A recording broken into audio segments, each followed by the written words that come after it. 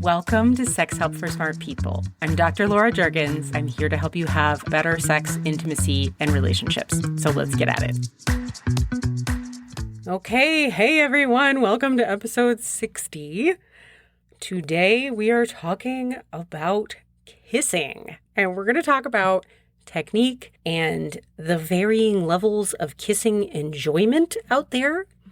There is no shame in not really liking kissing that much. It's totally okay, and it's actually more common than you think. There's also no shame in not being so great at kissing, which is also really, really common. And, there's a lot of shame about both of those things that people hold. So I want to help you release some of that. And also, if you want to improve your kissing, as it relates to sort of your enjoyment, your partner's enjoyment, and your enjoyment together, I'm going to give you some tips for that too. And this one is by special request from a former client. And I like doing podcasts by special request. So if you ever have a special request, shoot me an email and let me know what kind of topic you would like. Or if you actually want to get coached on the podcast, you are also welcome to reach out and ask me about that too. All right, so kissing, let's talk about it, because I think kissing is just a really wonderful topic for so many reasons. Something a lot of us do pretty regularly. It's something a lot of us would like to do a little bit more. And it's something that sometimes we can feel like we're supposed to just magically know how to do it in the perfect way for our partner, and we don't. And if this is not you, if you and your partner just are super kissing compatible, congratulations. That is super awesome. I know how that feels because me and my primary partner are super kissing compatible, and it's great. But I've also been in a lot of relationships where I wasn't super kissing compatible with someone. And look, it's totally okay to need to work on that. It's absolutely okay. Just like any other type of touch, what works for one person and what feels good for one person doesn't feel necessarily the same amount of good for somebody else.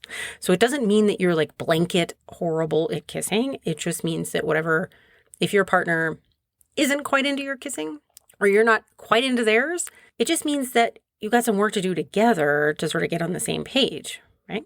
No problem. All right. Some people also love kissing and want tons of it. Some people like it some of the time or for a little while. Some people don't like it at all.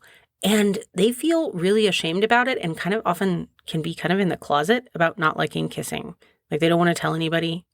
They feel like it's somehow really aberrant, like unnormal and abnormal, I guess is the right word. But it's not actually. I get a ton of people who are like, hey, I have a secret. I really don't like kissing. I'm like, oh, you and like a bunch of other people. So if that's you, it's okay too. And it's possible that maybe with some changes, you might wind up liking it a little bit more or not. And either one is totally okay. So if nothing else, let's just normalize that not everybody has to like everything. That's totally okay.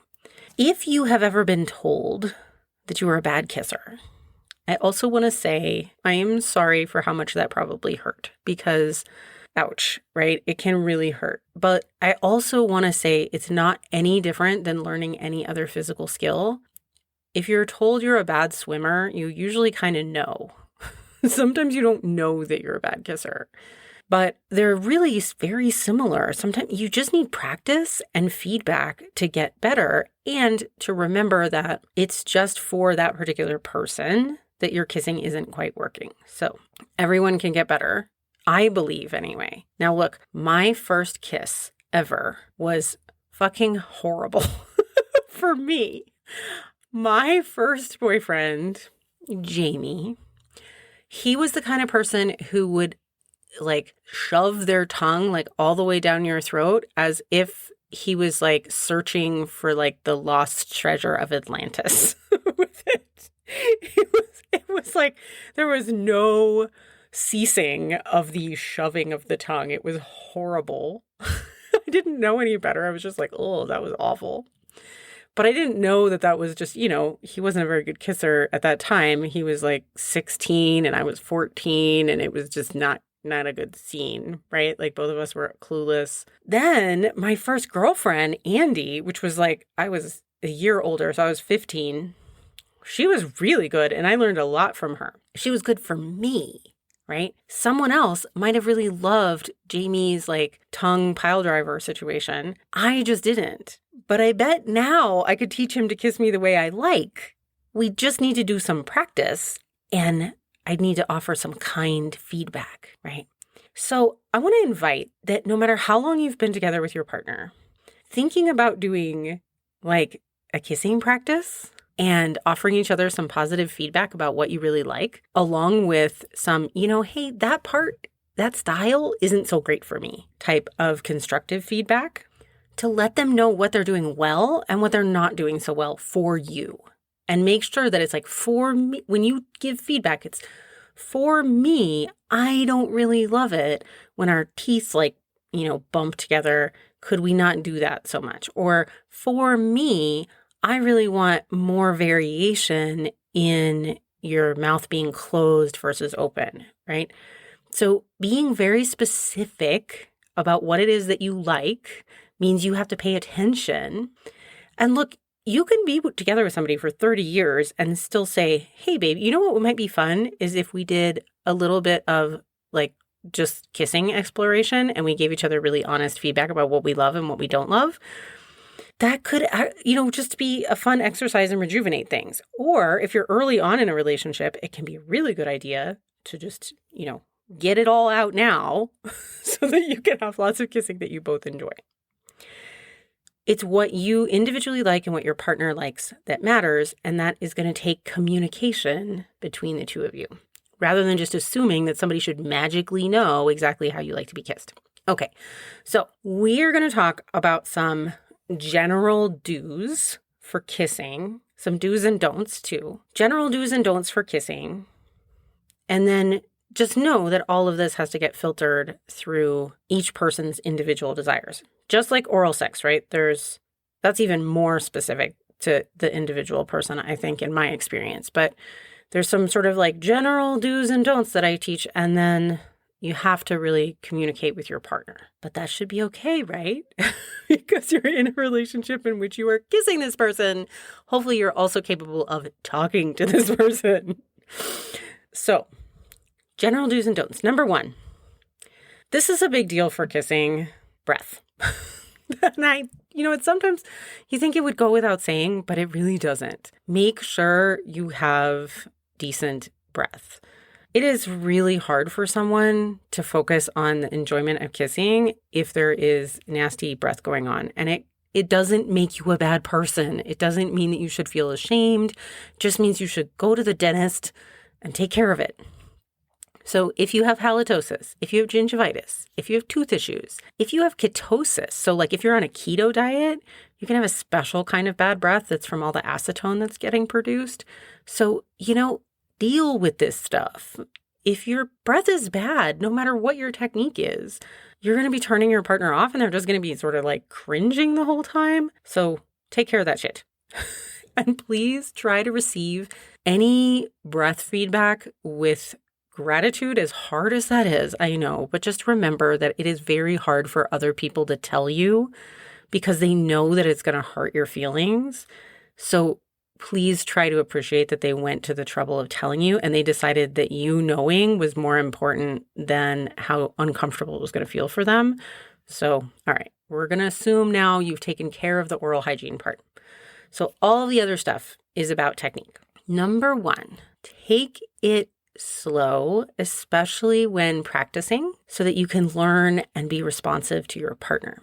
If you are moving too fast or they are moving too fast, right? If they're moving too fast, ask them to go slow. If you're moving too fast, just slow down a little bit. It doesn't mean you always have to kiss slow, but when you're starting to become aware of your own technique, it's worth it to really slow down so that you can process what's going on without getting too out of the moment.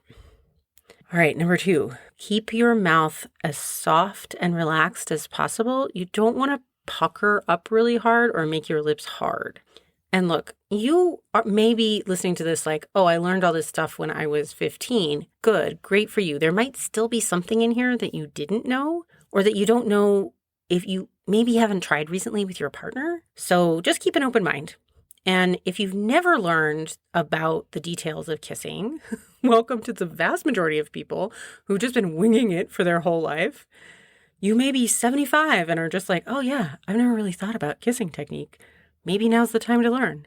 Isn't it fun to learn new things? Yay. All right. So try not to like super pucker or make your lips hard. Just keep your mouth soft and relaxed. Number 3, avoid having your mouth totally open all the time or totally closed all the time. So we want to like vary. Variation is really great for kissing. So a little bit of open mouth kissing, a little bit of closed mouth kissing.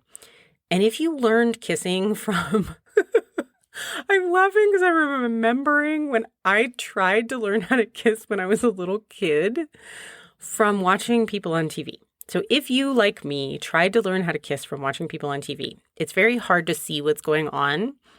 And you kind of see this moment where they look like their mouth is open, and you may have gotten stuck in that and decided that you were just always going to have your mouth open. Remember that you can't quite see what's going on, and also TV is not reality. So trust me when I say varying, keeping your mouth open and closed is really nice. Like, so a few closed kisses and then some time with an open mouth and some tongue action, and then followed by a few closed kisses. Like, keep it varying. All right.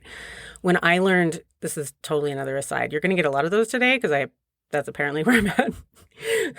When I didn't learn kissing from TV. I just tried to learn kissing from TV. But I think I was like 7 and I was trying to practice on my hand. And all I really could take from the TV was that they turned their head. So I thought I was supposed to just sort of kiss like a normal closed mouth kiss that I was supposed to give my grandma, but then like turn my head 90 degrees. And so that's what I thought kissing in like romantic settings was. It was turning your head 90 degrees. That's what I took away from movies and TV. I wonder what you did. I would love to hear. I just love to hear what you thought about when you were a little kid, what you thought that was going on in there. All right, next up. Besides just varying the closed and open mouth, also switch your area of attention or focus and your speed pretty often. So because the key to really good kissing, a lot of that is variation and softness, you want to go to other areas, either other sides of the mouth, the top lip, the bottom lip, the left, the right, but also other parts of the face and head, the neck, the ear, right? And I'm not saying go kiss somebody's eyeball or their eyebrow necessarily, but if you're in the mouth for a little while, maybe go to the neck for a little while, maybe go back to the mouth, maybe go like right under the ear, right? Go to different parts of the neck, come back to the mouth. So changing things up can really increase the sensation because our bodies start sort of tuning out when the sensation stays the same. Also, changing up the speed or intensity can do that as well. All right, next up, please go easy on the tongue. Don't be like Jamie, the 16-year-old tongue pile driver. Let your tongue be relaxed and occasionally exploratory. So it like goes for a gentle walk, right? It's not a pile driver or a wrestler. You don't want it to be like tongue wrestling unless you and your partner are very specific that that's what you love. Let it just kind of be relaxed and occasionally go on a little walk. All right, next up, some other ways to vary things. Gentle nibbles on the lips can be nice. Some people like and enjoy a light sucking sensation on their tongue, but not everybody, and it's okay if they don't like it. If that's your favorite go-to move and your ex used to just go wild for it, all right, but your current partner may not love it, and that's okay, and they don't have to, right? You don't be like a one-trick pony where you can only do that one thing, right? So ask, don't assume if they like it. And in general, most people don't like their teeth like clashing together, but you can see how you all feel about that. But the gentle nibbles on the lips, a lot of people really like that as long as it's gentle. Some people actually like it to be kind of firmer, and you will best find out by asking on that one. All right. Next one is don't forget to breathe. Sometimes it can be really hard to breathe when you're kissing, and that is just going to pull you out of the moment. So just please breathe, pull back if you need to in order to breathe. Let your partner know if the kind of kissing they're doing is making you struggle to breathe. That will eventually make you not want to kiss them anymore. So make sure that you're communicating about that, right? And most of all, try to be attuned to your partner and yourself, right? You need to stay attuned enough to yourself to know what you're enjoying and what you're not. And you want to also try to be attuned to your partner and even kind of mirroring them. So like mimicking your partner sometimes, especially with someone new or if you're trying out new kissing play. Oftentimes, long-term partners have kind of naturally start mimicking and mirroring each other. But when kissing someone new, especially, or if you're kind of re-engaging with some kissing play and you haven't experimented in a while with your long-term partner, trying to mimic what they're doing can help teach you what they like. And then finally, pull back for eye contact and to check in sometimes. So pull back, take a look at the person, check in with them, and definitely do that before escalating anything beyond kissing, right? Pull back for eye contact and to check in and maybe have some words, right? All right. So if you love kissing, ask for more. It's okay. And it can just be kissing. It doesn't have to escalate into anything else. Just ask for more kissing. If you don't like kissing, but your partner does, see if for you might just need some adjustments in technique. So maybe ask them to explore with you and see if there's anything that you respond to better. Just stay really attuned to yourself. Go back to one of the early episodes is attuning to yourself first. So make sure you know how to do that and you can stay present with yourself so you can see what you respond well to. So you just might not like how you're making out with your partner, but you also just may not like kissing that much. It's not everybody's jam, and that's totally okay. I'm kind of like medium of the road. I'm not one of the like absolutely loves kissing, like it's my favorite sport. And I'm not like a hates kissing, never wants to do it altogether. But I know people on both sides of that spectrum, plenty of them. There's a lot of them, and it's fine. It's great, right? People have preferences. That's totally okay. If you don't like kissing, but your partner really does, see if you could do some more short bursts of kissing.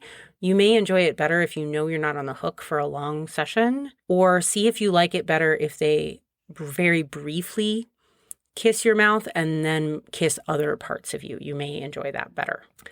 But if you just really don't like it, hey, it's okay.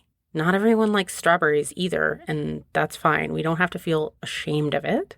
You just want to communicate it with your partner so that you're not doing something that makes you really unhappy. They're going to pick up on that, and they're going to think there's something wrong with them or that they're doing something wrong. It's going to create disconnect between you. So if it's just a general thing, like I just don't like kissing, let them know that so that you can figure out what activities you do love and have some things in your foreplay repertoire or just your connection, physical connection and affection repertoire together that you really like. But it's best to just be honest about that up front. And for the love of like everything good, please don't assume that kissing is always a prelude to sex or some other sexual activities. Kissing doesn't entitle you to sex. Somebody who wants to make out for, 10 to 20 minutes on the couch, that may be all they're up for, and that's okay. That's lovely. A lot of couples could use way more kissing for fun without having like a pressure to escalate. So let yourself enjoy it. If the only time you get kissed is when your partner wants to have sex, it becomes this like signal of almost like an obligation instead of an enjoyable activity that really just contributes to the connection between partners. So be careful you don't go into that slippery slope of like you only ever get kissed when somebody wants to have sex with you and it just starts feeling kind of icky. And if you need practice at kissing together, do it and let it be fun and exploratory, right? See if you can treat it like you're learning to ice skate as a couple, right? Like it's hard enough to ice skate, but then like ice skating as a couple, you would have to really practice that. So it's not 100% intuitive for most people. And you're different people. You're going to move differently. You're going to like different things. So see if you can just get on board with it being like a fun couples sport. All right, my friends, I'll see you here next week. Hey, if you're curious about how you could have better sex and connections, go grab my free guide, Find Your Secret Turn-Ons. It's right on my website, www.laurajurgens.com, and the link is in the show notes. I'll see you here next time.